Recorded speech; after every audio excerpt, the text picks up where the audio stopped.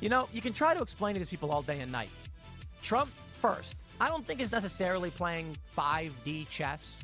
I mean, even 3D chess. It's funny because everyone says fourth dimensional chess. But in all actuality, the pieces are in 3 dimensions and time is a factor.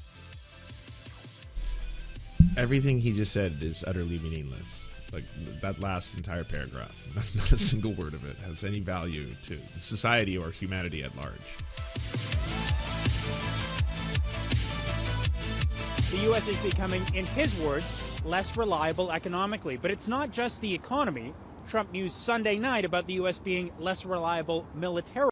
Oh, by the way, this entire thing was so funny. I gotta be like, he's still got it, you know? What a showman. Just, you know, tacky ass carpet salesman tier where he's just like gonna be on Air Force One pretending and queuing the whole thing up, you know? All right, and then come on the PA. I want you to come on the PA, and then it's gonna be huge. Gonna be huge. I can talk about Gulf of America, and then just right on cue, you got like the guy, excuse me, passengers on Air Force One. We are now over international water, and for the first time, we are observing the Gulf of America. It is now the Gulf of America, and Trump's just pretending as if this is all just random. He's like.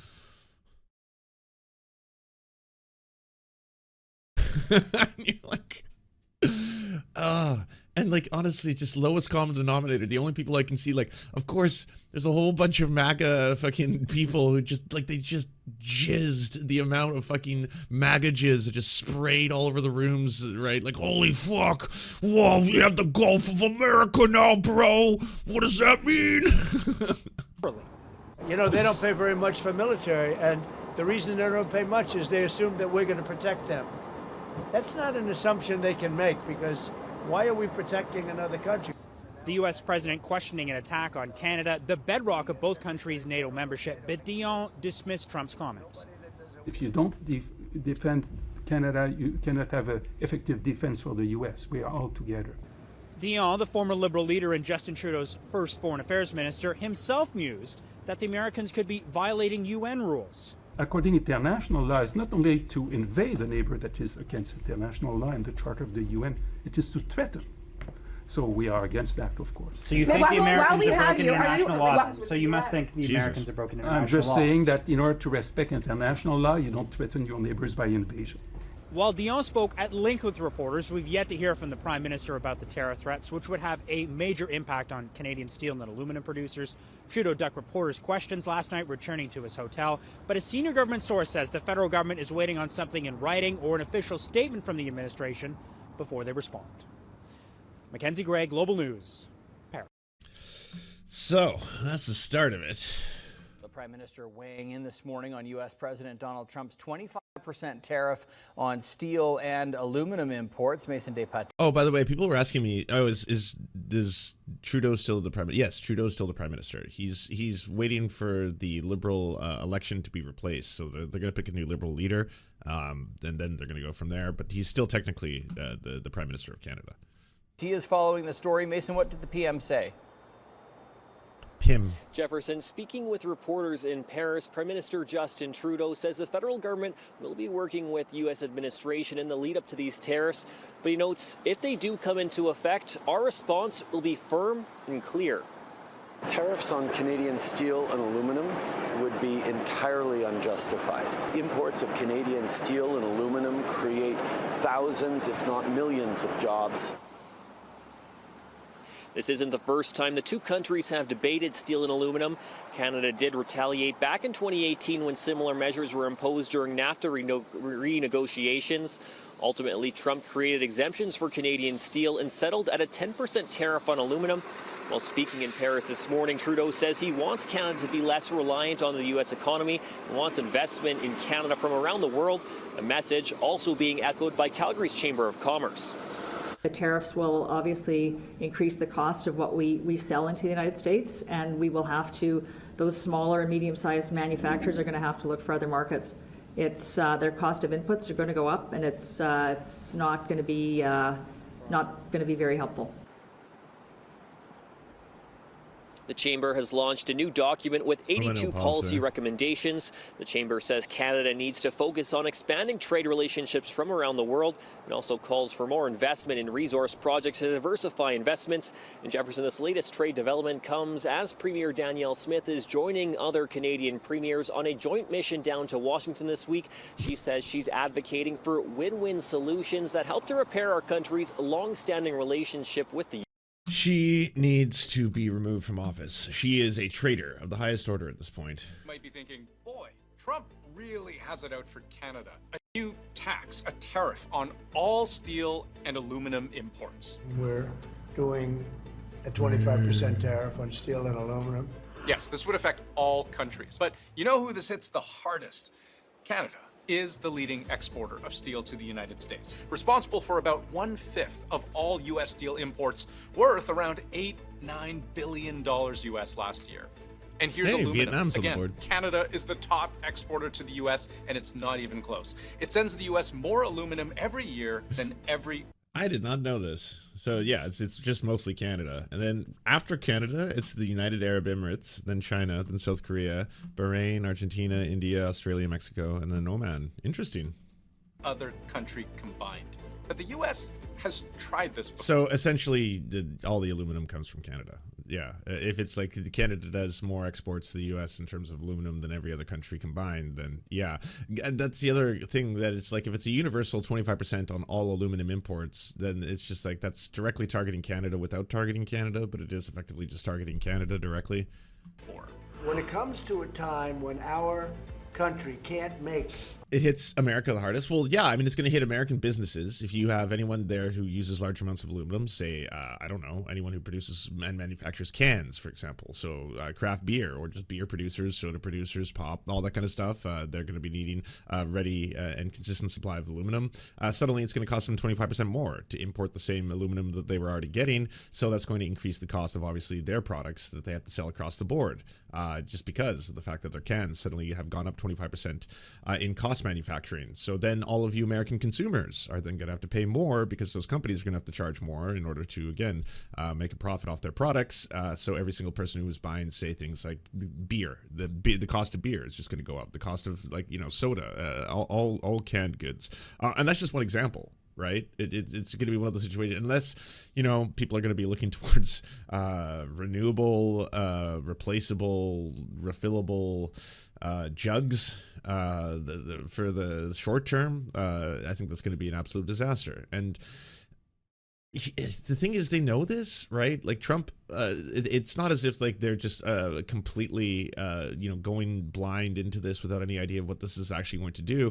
His strategy and belief is that it's effectively going to consistently make other countries bend to his will because the United States is such a powerful economy and consumer that no one is really going to want to have to go into a full-scale trade war with them. And, Canada has already shown that it's going to be using all of its available measures to try and counter it, because you can't just, accept, a batshit president like this, the syphilitic rapist. You can't let the syphilitic rapist just do whatever he wants. Otherwise, it's going to set a precedent that you're willing to acquiesce to anything that he offers, which is also pretty fucked up. Aluminum and steel. You almost don't have much of a country. It slapped a tax on steel and aluminum imports in 2018 during Trump's first term.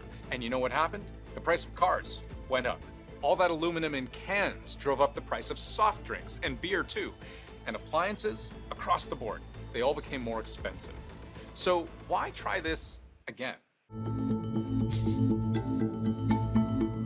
Insanity? It's telling that the earliest praise we saw for Trump's new plan to tax foreign steel and aluminum came from American producers. The American Iron and Steel Institute, which represents steelworkers across the U.S., welcomes President Trump's continued commitment to a strong American steel industry, which is essential to America's national security and economic prosperity.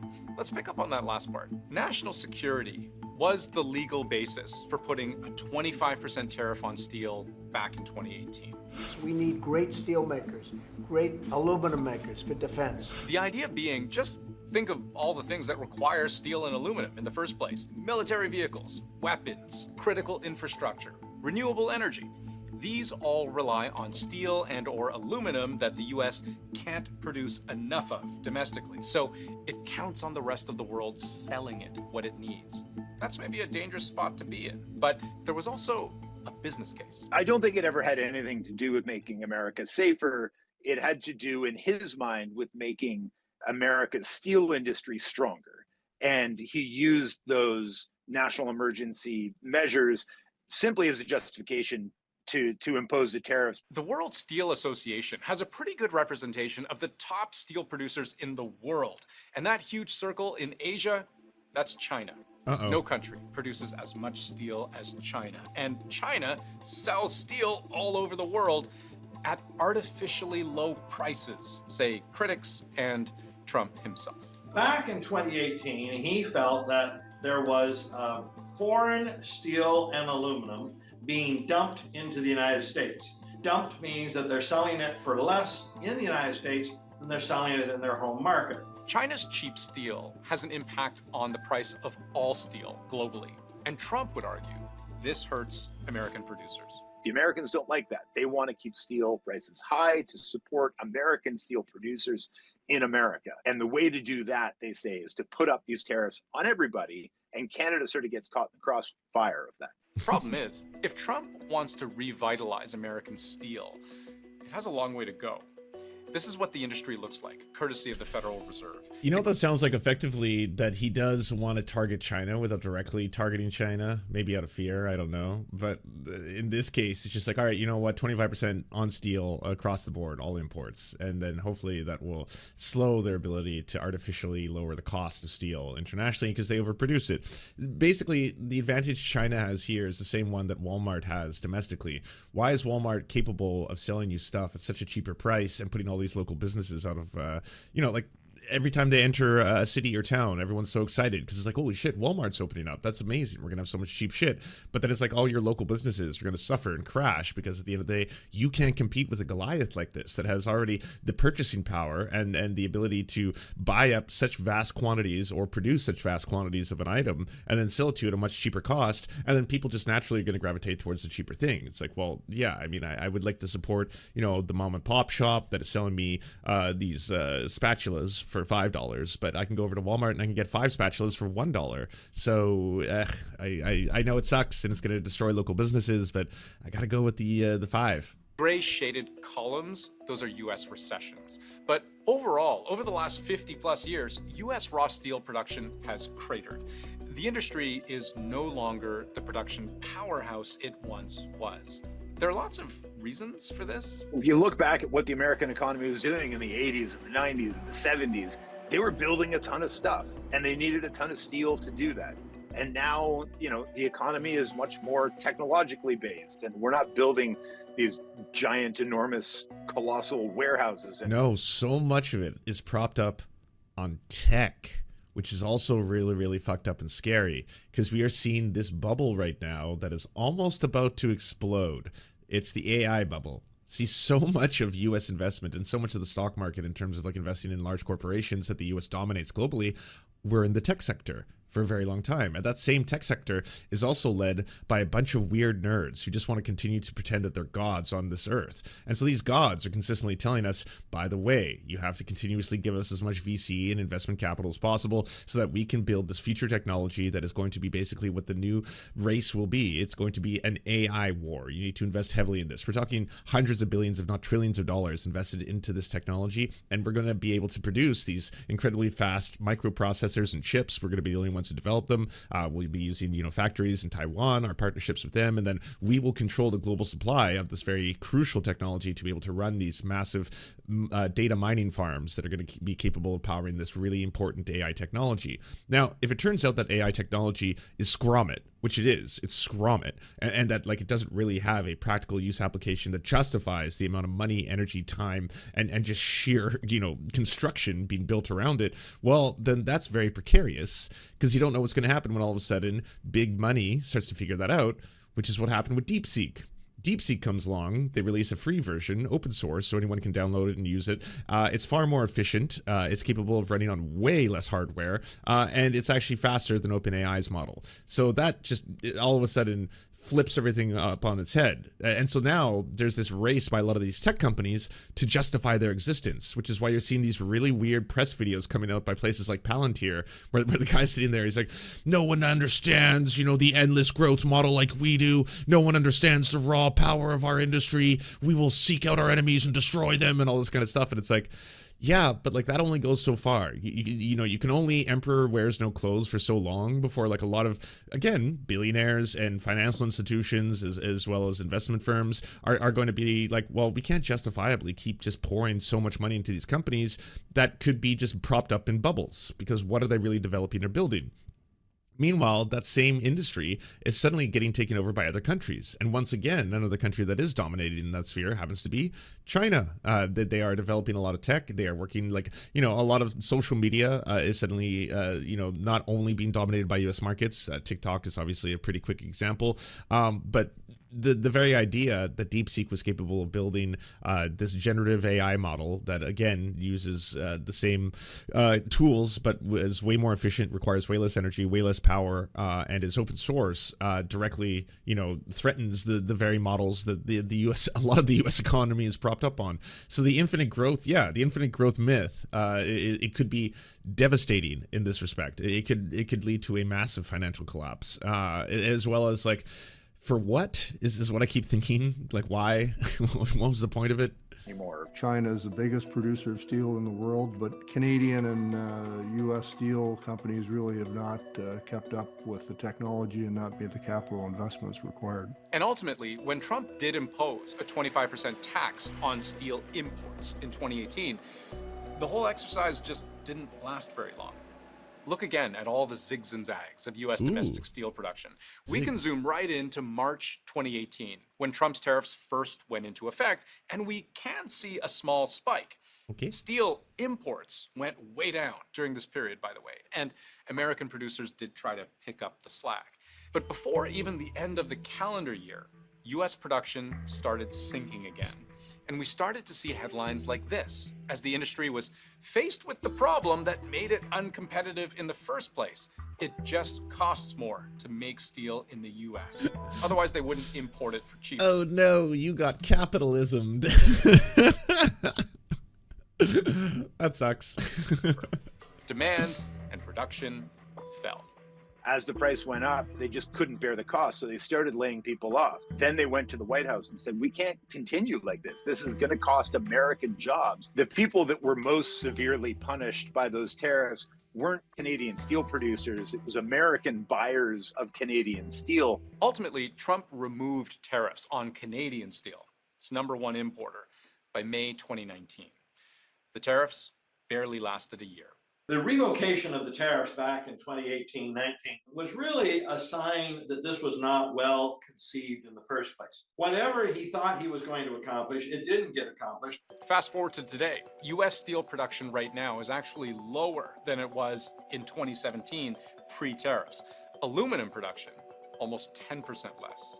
Wow. Meanwhile, when you make things like steel and aluminum more expensive, lots of other things become more expensive too. It's hard to overstate just how wide-reaching the impact is when you increase the cost of a basic building block like steel.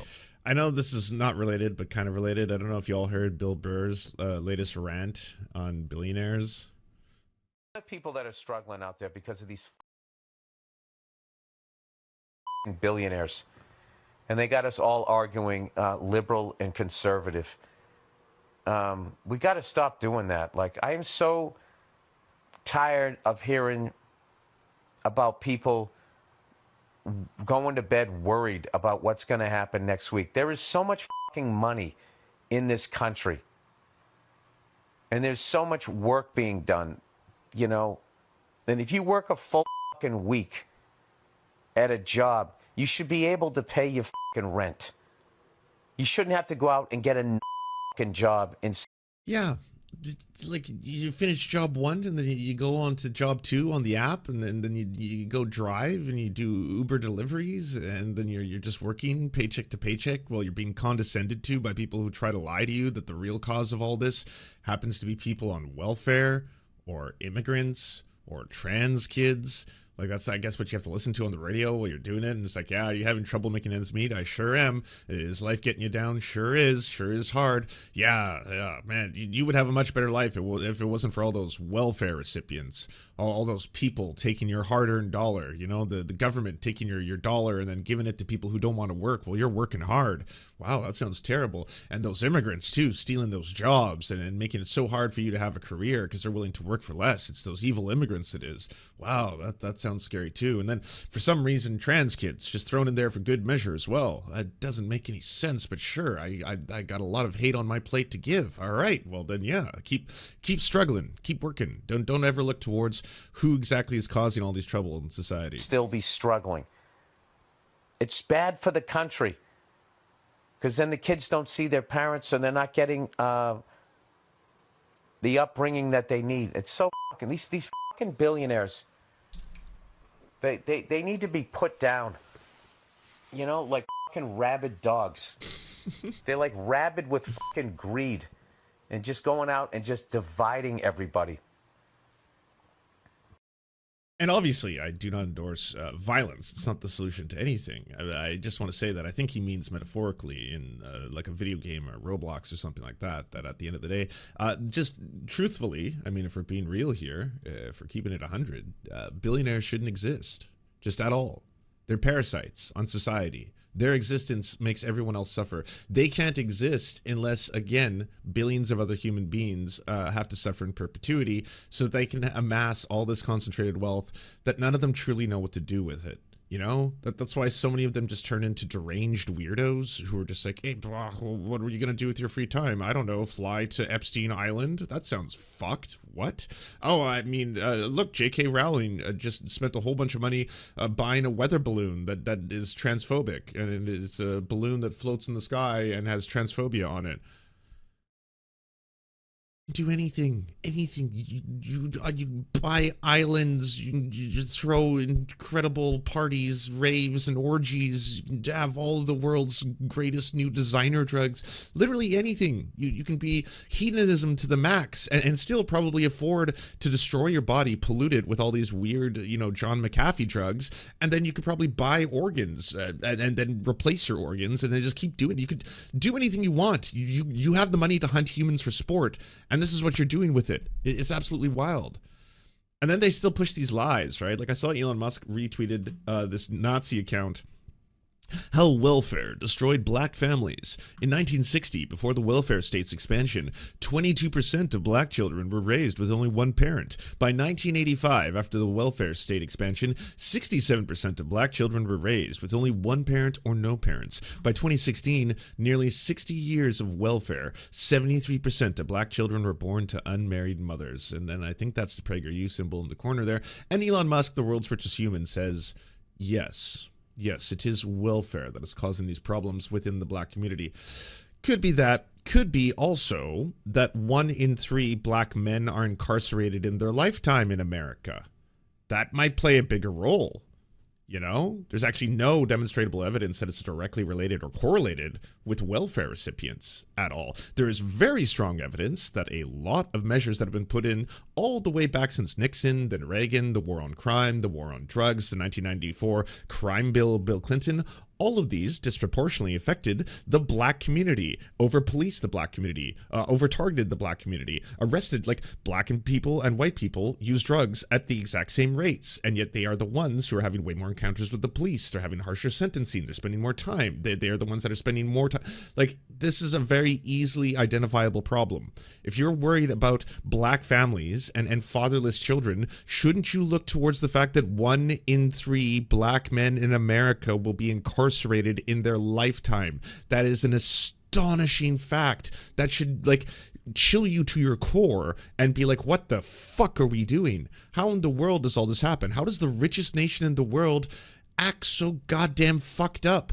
And then it's because the richest humans, the billionaires, they're consistently trying to pollute everyone's brains and think the real problem is poor people. You can't afford a home because of homeless people. That makes no sense. It's just the things that come out of your mouths. They can't afford homes. They are living on the street. They are addicted to drugs. They are not the cause of the problems. They're a byproduct of the system. This is the system working as is. This is grotesque. How can you have the richest nation on the world and not have a measurement for how many people are unhoused? Why is that not a vector? That applies to Canada as well. Canada has abysmal rates of actually handling its homelessness crisis. Well, at the same time, it's like, well, we're one of the G7 nations. We're so rich and wealthy. Well, then why don't we measure that? Isn't it grotesque? Shouldn't we look towards that like metric? How many people live on the fucking street? That should be the metric by which you consider yourself to be wealthy, not GDP, not like, output, not the amount of steel and aluminum that you're exporting. It's how much of that is being reinvested in society. Do you have a grotesquely high amount of people who do not have homes, who live on the street, who have to fend for themselves? And yes, that will lead to crime. That is where that is going. That should be the metric by which you look at that kind of shit. Not like, oh, well, again, we have to recognize the fact that we are the richest nation on earth, and that's a glorious fucking statistic. Or aluminum. Consider just the military applications. Warships, submarines, tanks, fighter jets, guns, shells, missile casings. Or think about construction. Counterpoint, DEI. Vanquish. Take that, libs. You enjoyed that, lefties. Well, I got one for you. DEI. You just Thanos snap them in your mind. Like, that's all it takes. Oh, God, I hadn't considered that. Diversity, equity, inclusion. The one weakness. Bridges, highways, transmission towers, power lines, railways, pipelines, solar panels, wind turbines.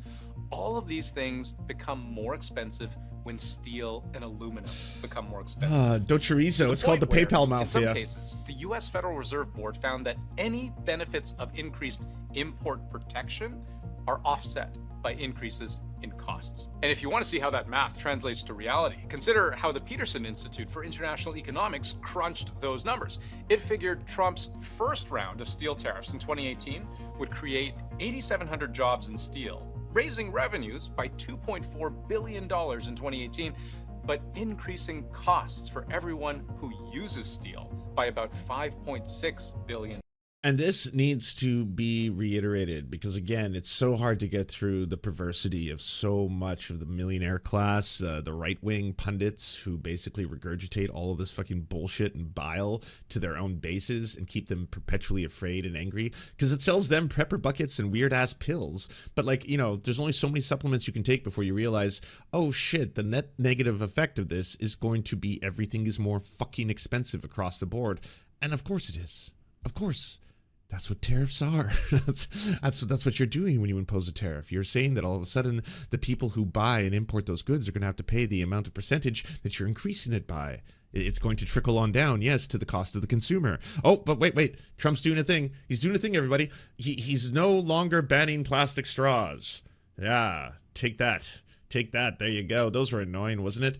Any of you use those paper straws? You ever try to eat you drink a milkshake with one of those? The whole thing just gets all soggy and gross. It's annoying. I don't want to do that. Yeah, I live in a city where we ban plastic bags because they want less single-use plastic. And I got to remember to bring a bag.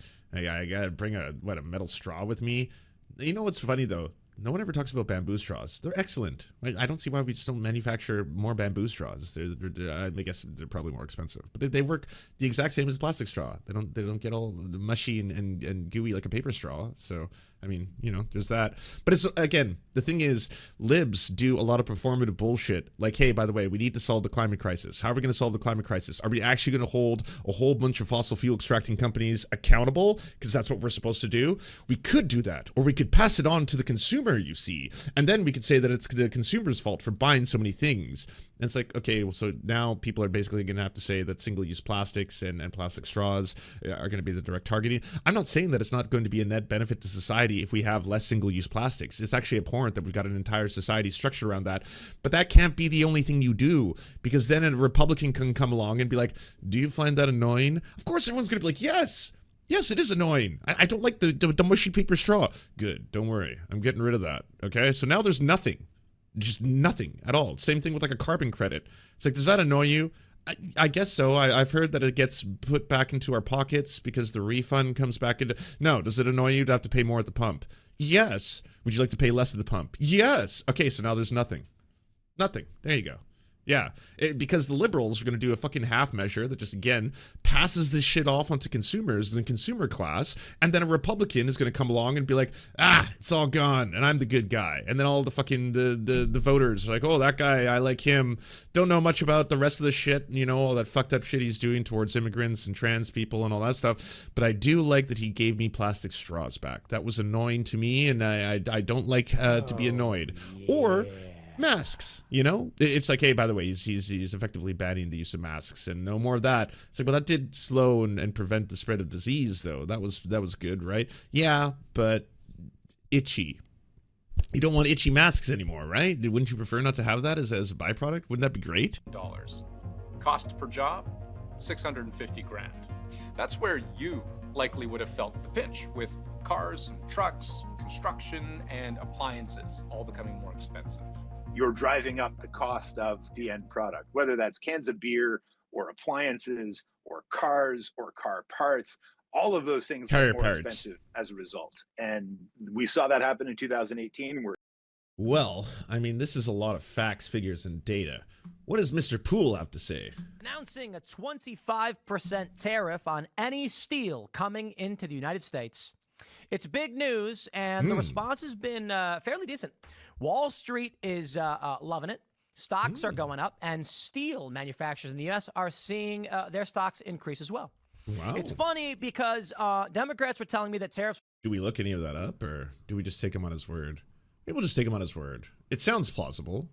I mean, it's just kind of broad, generic statements that don't actually correlate directly with this. Like, what aspect of the stock market? All stocks for all industries, regardless of they're all up. Cool. Doesn't make any sense, but cool. Yeah, neat. Were bad, and it was a tax on the American people, and it was going to hurt business and ruin everything. And then, of course, Donald Trump announces tariffs on Canada, Mexico, and China. And he says, until we secure our border and get the fentanyl crisis dealt with, we're going to be putting a 25% tariff. Surprise, surprise. Both countries say we will redouble our efforts on dealing with the border crisis illegal. That's exactly what happened. And see, this is the problem, is that right-wingers now live in this complete make-believe cartoonish fantasy land that is not reality. If you are a Tim Pool viewer or listener, you live in a completely separate universe.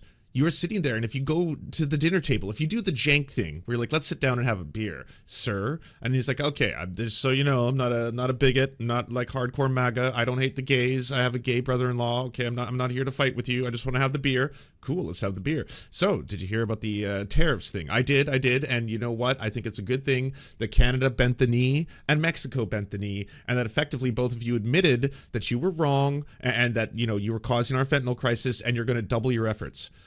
Oh, where did you get that?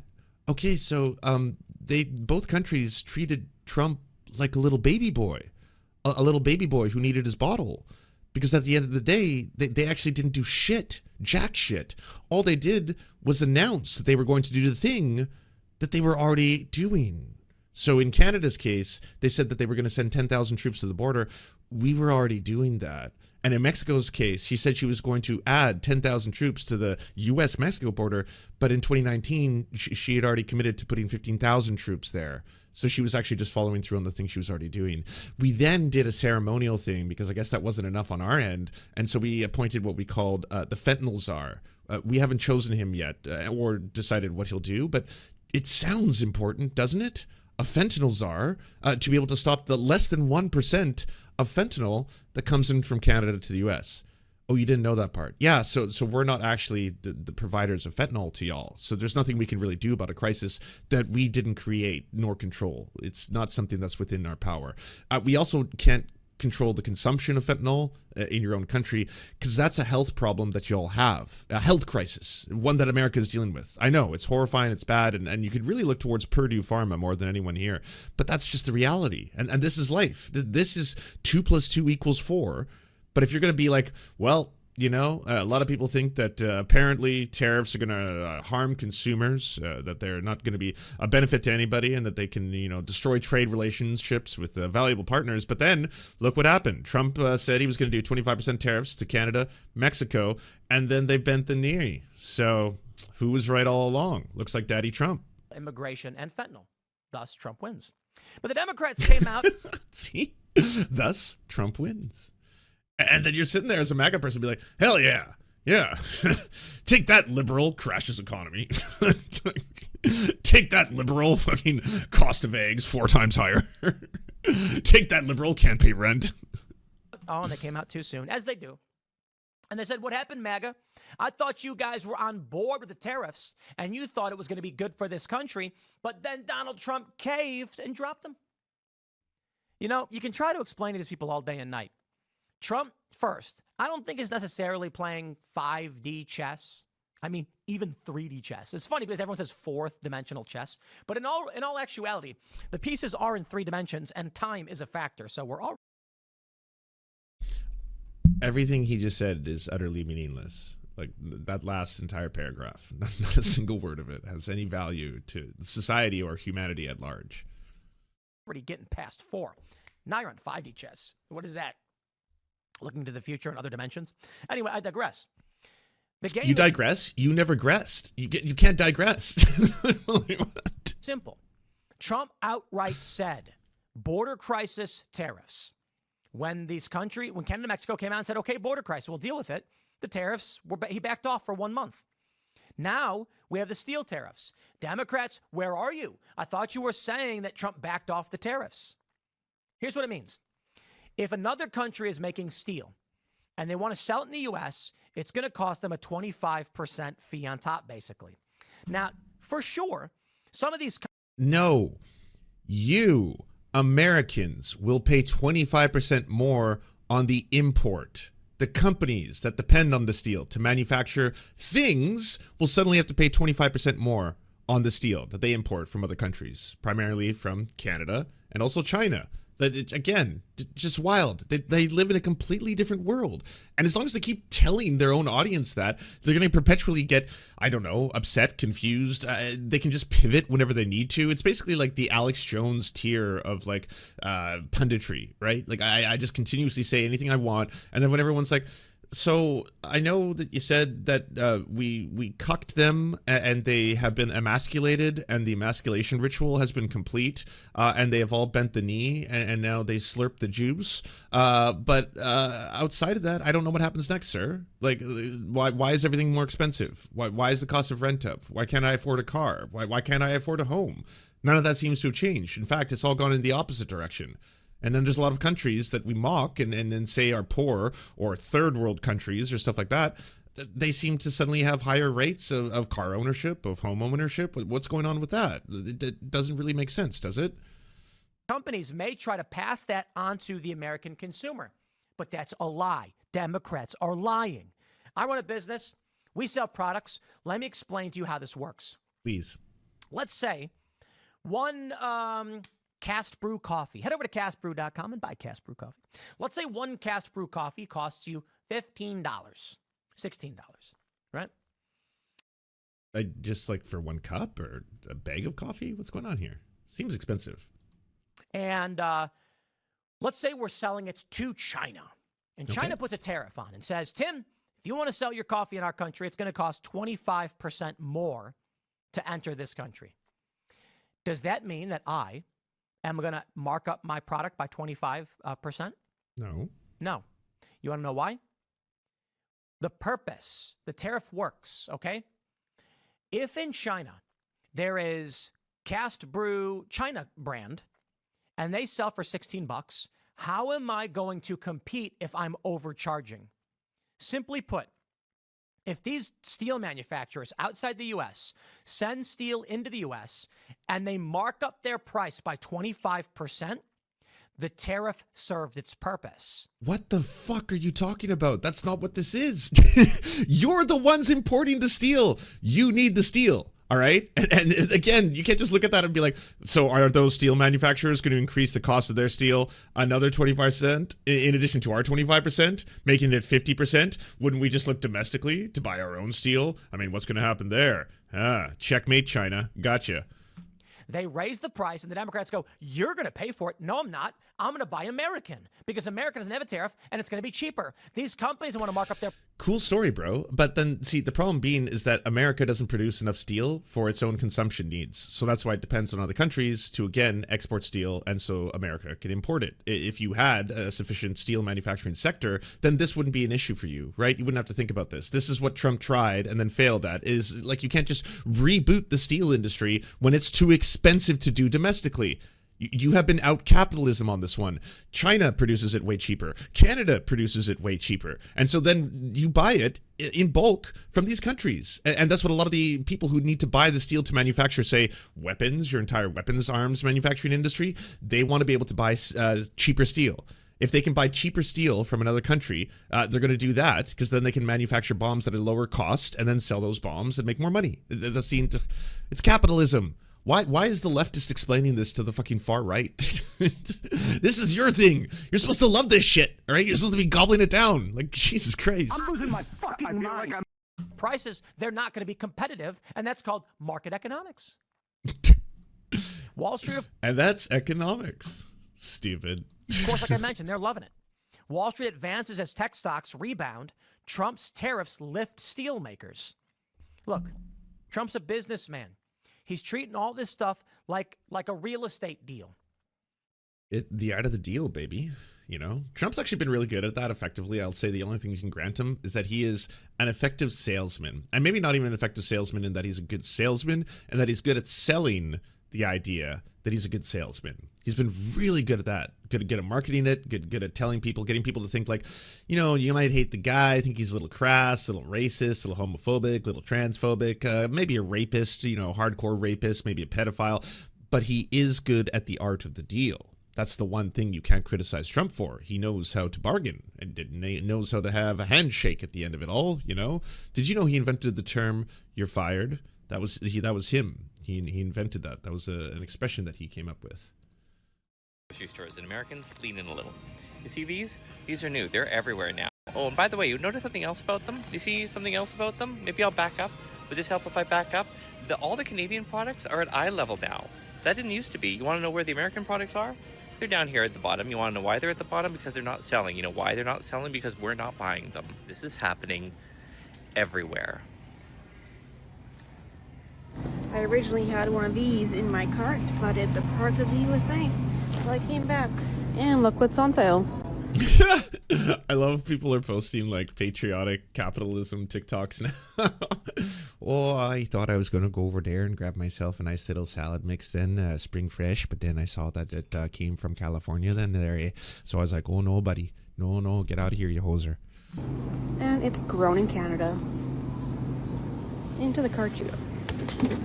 And we got some bananas from Costa Rica and delicious strawberries from Mexico. And see, I was going to say, like, the good thing from all of this might be that, like, there is an argument to be made. The more you buy, you know, the less transportation that goods need to make towards your, like, plate, for example, the better it is for the environment. You're going to have less CO2 output. So it is actually good to buy local produce, buy from, like, your local farmer, or if you have one, or stuff like that. I mean, should you have the privilege of living near one, that's all great and good. So I thought at first it was like, oh, this is going to be cute. A whole bunch of people just being like, hey, by the way, I'm looking local, you know, I'm not buying out of season stuff. I'm not buying watermelons in the winter. You know, I'm going for squash. We're going for pumpkin. We're going for things that are growing domestically. And then all of a sudden it's like, well, nah, it's just as long as it's not American, you know, so it's not that filthy Yankee produce. we love you, Mexico and Costa Rica. And still, fuck you, Trump.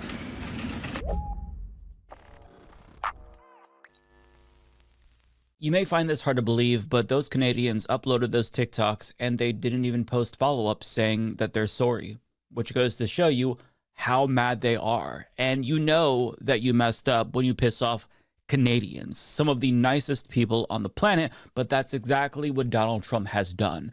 And as you can see by this Morning Consult poll, the opinion of the United States among Canadians has soured a lot since the election, and it's getting even worse as Trump continues to antagonize them for absolutely no reason whatsoever. Now, longtime viewers will know that I actually despise the U.S. empire. I spend a lot of time talking shit about it, and so, yeah, this is not going to be any new stuff coming from me. But hey, by the way, I despise the U.S. empire, but I love Americans. A lot of y'all are pretty awesome. I have American friends. I've eaten American food. I've even dated Americans before, so I actually love Americans. It's the American empire that I have a huge problem with, but I have a problem with the Canadian empire as well, so that's nothing fresh.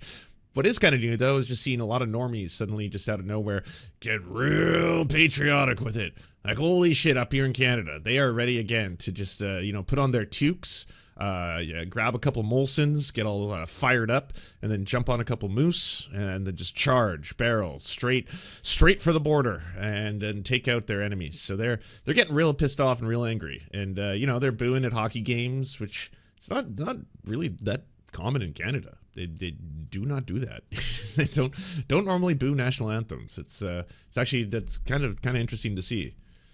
And as my Canadian leftist mafia co-host David Dole points out, speaking from experience, this is completely accurate, regardless of people's politics. Nerbos, thank you for the prime. And yes, what I'm saying is essentially that normies, that they're getting pissed off, right? Like, it's nothing new for leftists to be like, wow, the American empire is really, exploitative and taking advantage of a lot of the world and really oppressive to the global south and all of that, blah, blah, blah. You hear say it every single day. But for normies, everyday people, to suddenly be like, you know what? I am no longer fond of our friends to the south. I'm not even going to call them friends anymore. Yeah, not even frenemies, all right? They might have upgraded to full-blown enemies. Unless you're a real Maple MAGA freak, Canadians have become more positive about Canada and more negative towards the United States. And what Trump doesn't realize is that this could have actual severe consequences, economically speaking, since the movement to boycott American products in Canada is only growing. With the looming threat of U.S. tariffs, Canadians are being encouraged and feeling empowered to... Hey, I followed you on Twitter and Blue Sky for years. Had no idea you had a Twitch until now. Also in Vancouver. Good to see a local Twitch person that isn't doing variety streams. I actually kind of do variety streams because I usually start out with Indigenous news, then Canadian news, then American news, then world news, and then filth. After that, it's the filth hour, where I just cover drama, slop, Goonergate, and other garbage. So I guess that's variety, right? There's the variety and just some of the stuff going on there. But I appreciate it. Thank you for the sub. Well, no video games. Okay, lately I've been playing a lot of Wolfenstein 2, especially when we watch longer things. And so you've been watching me make Nazis' heads explode, and it's been very cathartic to shoot Nazis and then see the Nazis explode and play Wolfenstein and blow up the Nazis, and that's been fun. I was actually looking up if there's a lot of games for the Super Nintendo because I was also going to look to older games I hadn't played where you get to kill Nazis, but there's not a lot of Nazi killing games for the Super Nintendo. The Wolfenstein 3D Super Nintendo version is flaming hot trash. There's games where you kill fascists and fascism's the enemy, like Smash TV's kind of a little bit based around that concept, and then there's a couple other ones. Indiana Jones, I guess I could play the Indiana Jones trilogy, get to kill a lot of Nazis in that. Well, I mean, do you kill them or do they kind of just disappear? They kind of flash and then they're not on screen anymore. Either way, I mean, that's what it's all about, it's playing video games and killing Nazis in video games. Shop local and purchase Canadian-made goods. Yeah, I'm definitely supporting Canada, not going to Costco, no Amazon. I think it's a good thing that now we're looking more towards supporting our local economy, supporting things that are made here. We have definitely noticed in this past week, even Canadians putting their money where their mouth is. Brown's clothing company, Province of Canada, which prides itself on being one of the only brands in the world that manufactures every one of its products in Canada, has seen a surge in support. And that business owner went on to say that their hope is that this boycott is going to lead to Canadian-made products becoming more prominent over time and American-made products becoming less prominent over time, which is very bad news for American companies that sell their products in Canada. But Canadians aren't just boycotting American products, they're also choosing to just not come to America anymore, because that's how angry they are. Margarita I don't know if he's going to bring this up, but that is true. There's certainly just the general, like, I am not going to be going to the U.S. anytime soon, which is really sad because there's so many beautiful parts of America. But the other part is also fear, both from, what seems to be a very quick movement towards fascism, especially if you happen to be LGBTQ+. It doesn't seem like a very friendly place to travel to. And also just, the fuck is up with the planes? Like, every day. Like yesterday, there was another one, just another straight up plane crash. I'm just like, I know it might just probably it's kind of just more scary because you just see the crashes on the headlines, but it just kind of seems like is there an FAA anymore, or is there anyone manning towers, or what is going on there? It's really scary. Marullo of the Travel writes, the U.S. Travel Association has warned that the U.S. government's move to impose steep tariffs against neighboring countries will lead to an economic tourism disaster for the United States after thousands of Canadian travelers canceled their trips. My mom flew to Florida and just called to tell me the plane landed. Well, I'm very, very happy for you. I'm glad that she's okay. Immediately following the president's announcement. And the U.S. Travel Association isn't wrong here. In fact, Forbes estimates that a Canadian travel boycott could cost the U.S. billions of dollars, and they report even a 10% reduction in Canadian inbound travel could translate to 2 million fewer visits, which would mean $2.1 billion in lost spending and 140,000 jobs jeopardized in the hospitality and related sectors, according to USTA projections. And this would predominantly affect people in states like California, Texas, and Florida, where Canadians tend to visit often during the winter to escape the cold. But CBC talked to one woman who's been coming to Florida for around 8 years over the winters, and just listen to what she's saying now. We won't come back. We will not be back. Really? It's gotten to that point? Because I'm looking at your pictures, and you look like you're loving it down there in the sunshine. Look at that. You're on the golf course. Yeah, but let me tell you something. The people here have said, well, where are you Canadians going to go? You got to come to Florida for the sun. We'll figure it out. And they really think this is the only place to come for sun. We'll There's an arrogance here that I've never seen before. And who could blame her? That arrogance right there from Trump supporters is something that we've all experienced as Americans. So many of us think that the world revolves around this country, and there's just no getting through to people that think that way. You're better off having a conversation with a brick fucking wall, because you will never get anywhere with a Trump supporter. It's Dunning-Kruger in action. And in another portion of that interview, the lady commented on the sheer stupidity of Trump supporters, and this isn't really related, but I just had to play it because I feel like she is speaking to what we're all seeing here. They believe everything Trump says.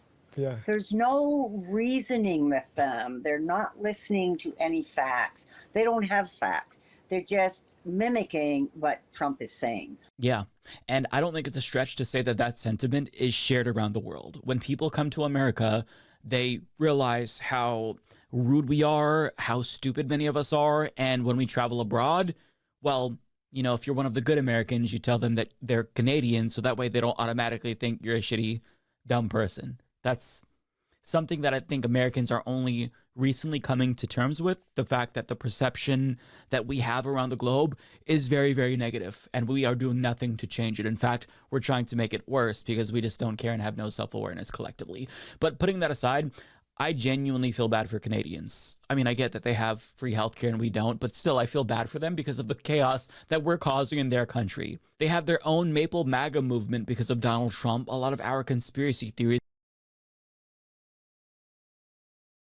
I'll be honest, this is like maybe the cringiest photo I've seen in some time now. Just pure, unadulterated cringe, dripping like the sweet succulent syrup that they're trying to represent. Shame on all of you. Disgusting. Including QAnon, have seeped. Like, yeah, what even are you? And I got to be honest, at least with the QAnon stuff, Canada, with thanks to the Queen of the Universe, she effectively turned it into something completely new. Okay, that yes may have its origins in the QAnon movement, and she kind of Queen Didulo, is that her name? She effectively took the whole movement and turned it into something completely new. I mean, you got to admit it's original. Okay, she's not only the Queen of Canada, she has dominion over the nation of Canada. She has now dominion over the entire universe, and that's pretty huge. And also, she has an army of super soldiers that she's creating, and she's manufacturing them using a combined DNA of white rappers and like I think special force agents that she's been threatening to release them for some time. She still hasn't released them, but she says that they're basically gestating and then they're almost ready for release. So once they are, she will be able to take over the entire world. So I mean, it's original. I haven't seen a lot of other cults and movements trying to propose that into Canadian culture, and now they apparently have to be worried about. Yeah, if you didn't know about that, it's a whole thing. She's got this weird movement. She basically travels around Canada in RVs because her followers they give her lots of their own cash. She destroys homes. She gets like her followers to basically not pay like property tax or try to sell all their possessions, like most cults, sell all their possessions and give them over to Canada, and then like in the process, she'll get them to sign things like, I do not have to pay taxes anymore because I do not recognize the government of Canada. I am under the like auspices of the purview of Queen Didulo and Her Majesty, blah blah blah. And obviously, yes, that comes with a lot of legal problems because that's just not real. But then she'll like travel in this RV that she's got her followers to buy for her, and then they make stops where she benevolently feeds them, and you'll never guess what she feeds them: cucumber slices. I kid you not. She comes out of our RV and they're all like, oh, the queen. And then she holds up plates of cucumber slices and hands them out to people. It would be absolutely darling if it wasn't actually destroying families and wrecking people's lives and shit like that. But yep, that's being it's invaded by a power-hungry fascist that we all elected, and they had no say in that decision. Nonetheless, they still have to deal with it. They have to deal with the bullshit of their neighbors. So I feel so bad for them. Now, I don't necessarily think Trump would invade Canada. At least I hope he's not crazy enough to do that. But still, Canadians are treating it as if it's a legitimate threat because they can't afford not to.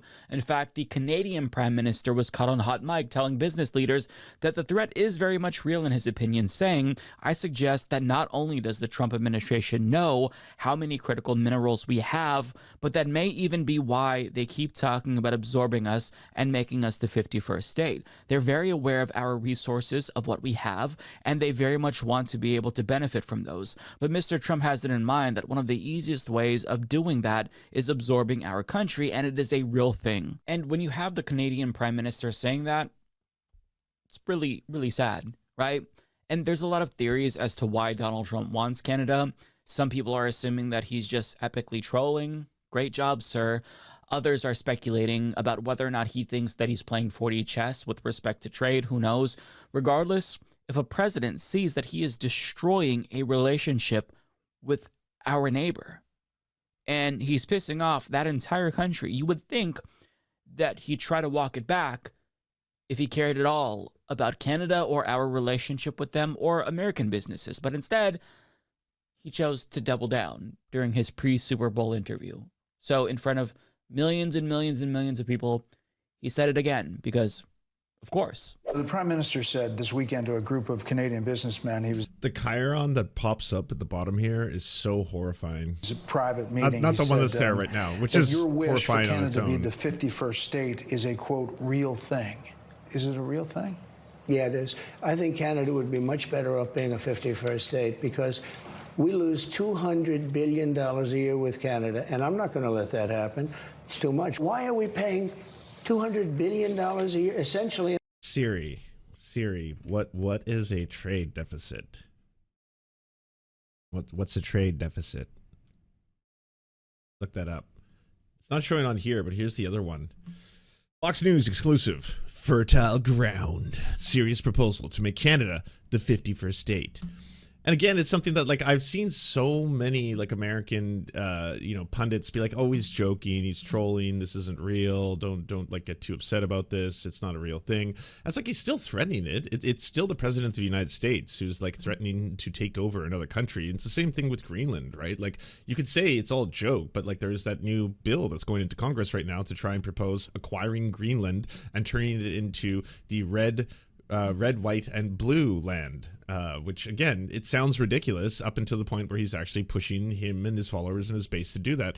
And I don't know how far he'll be able to take it before, like, he loses some of them, or a lot of other ones are like, I don't really know if I want to go, send my sons to die on the shores of Greenland. I kind of just wanted those cheaper eggs, and those eggs don't seem to be coming along anytime soon. subsidy to Canada. Now, if they're a 51st state, I don't mind doing it. He is genuinely fucking insane.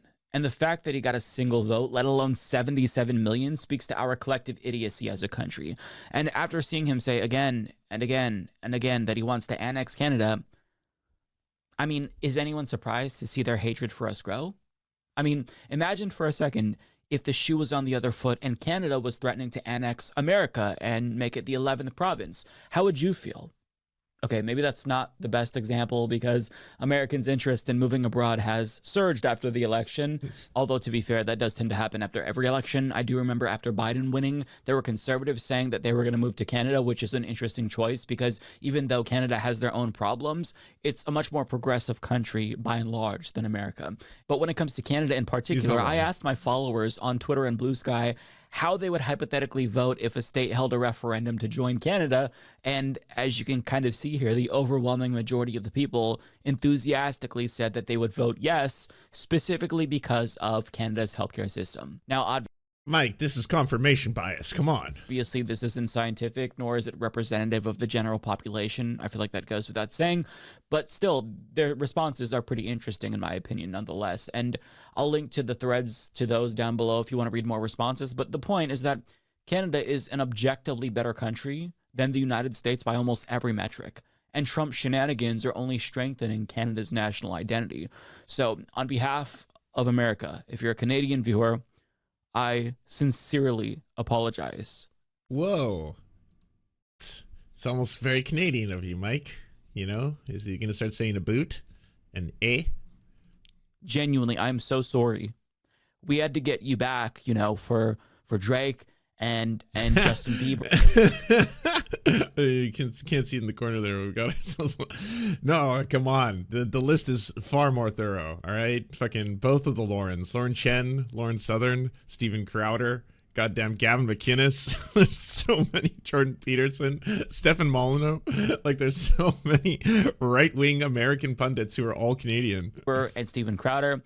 But I acknowledge this is in no way a proportional response. We went too far. So I hope that we can still Ted be Cruz. friends. And mostly I hope that you're going to welcome at least some of us as refugees one day in the event we're forced to apply for asylum. Not all of us are dipshits. Most of us are, but not all of us. So please understand that even though we elected this guy, a lot of us did not want this to happen, and we. Drake, I totally understand, and I agree. Drake is basically a national tragedy. Biebs, I don't fully get the Biebs hate. Is it just because people hate his success? I feel like in terms of scope and scale, he's done way less fucked up shit than Drake. I mean, the guy doesn't really have any accusations of predatory or pedophilic behavior. He is kind of like a religious nut job. There's that.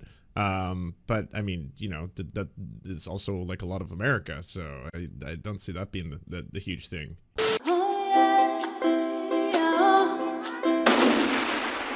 Don't let this happen to you. Go to serfscoffee.com to order the only end-to-end owned indigenous coffee company that delivers blood-free, conflict-free, and cruelty-free beans right to your door.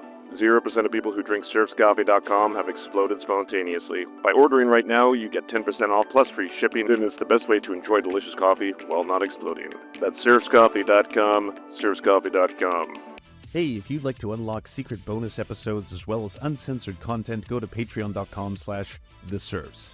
This show is produced by Anna Loves Riley, Arian McCarthy, Cheryl Alvarez, Comrade Junkie, Doug Caddy, Everything Important, Egbard Celine, Jimmy Sombrero, Multimondi, Omni, Political Puppy, Preston Kroll, Quiet 185, Riley and Anna, Roller Dragon, Cernicus, Stellar Gwyn, Sebastian Demel, Travis McClinton, Trincel, Words Greenwood, with additional support coming from all of these amazing human beings right here.